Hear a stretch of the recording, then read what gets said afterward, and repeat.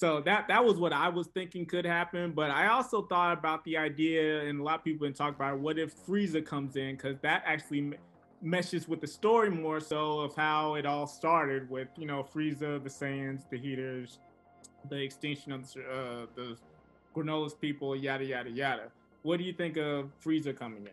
I think something needs to be done with Frieza. You can't mention him as much as they have and not do something with him. I don't necessarily know what it is because we don't know how powerful Frieza is. We don't know if Frieza's like hasn't trained since the Tournament of Power.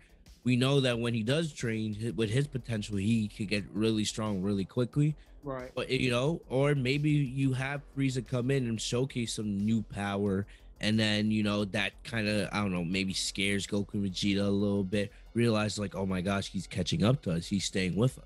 Right. And part of me was thinking, like, since we're throwing out different theories today, right? Dragon. If you notice at the end of Dragon Ball Super Broly, Frieza talks about how he needs somebody because it's always going to be 2-on-1 with Goku and Vegeta, whether they're fused or not.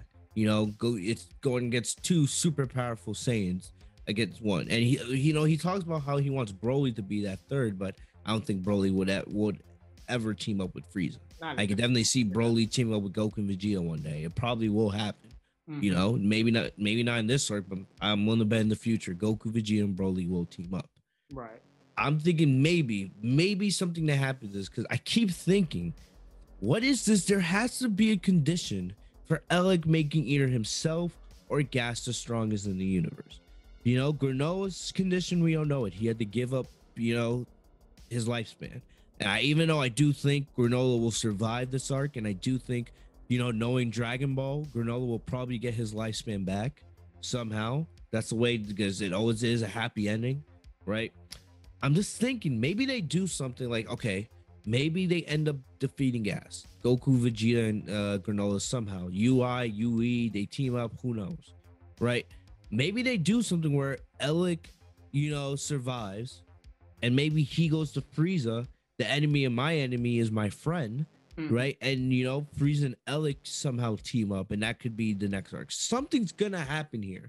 Frieza has to be involved some way. I don't know if they're gonna instant transmit the Frieza ship.